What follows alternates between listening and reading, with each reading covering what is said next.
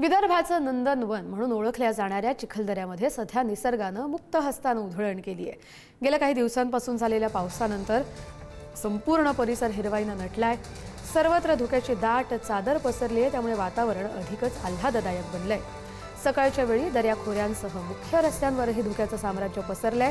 अनेक ठिकाणी दृश्यमानता कमी झाली आहे, तर रस्तेही धुक्यात हरवून जात असल्याचं चित्र आहे। मात्र याच रम्य वातावरणाचा आनंद घेण्यासाठी विदर्भातील विविध जिल्ह्यातून पर्यटक मोठ्या संख्येनं चिखलदऱ्याकडे येत आहेत। विदर्भाचं मिनी काश्मीर आणि विदर्भाचं नंदनवन म्हणून ओळख असलेल्या चिखलदऱ्यात सध्या आल्हाददायक वातावरण सुरू आहे।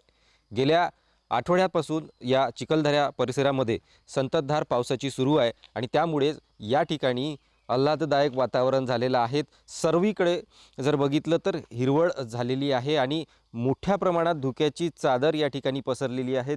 सकाळच्या वेळी रस्ता देखील दिसेनासा होईल अशा पद्धतीचे धुकं या चिखलदऱ्यामध्ये सध्या आपल्याला पाहायला मिळत आहेत। खरोखर निसर्गाचा अद्भुत नजारा आपल्या डोळ्यात टिपण्यासाठी आणि निसर्गाचा आनंद घेण्यासाठी पर्यटक या ठिकाणी चिखलदऱ्यात दाखल होत आहेत। यावर्षी जर बघितलं तर पाऊस उशिरा आल्यामुळे या ठिकाणी चिखलदऱ्यात पर्यटकांची गर्दी जी आहे ती कमी होत होती।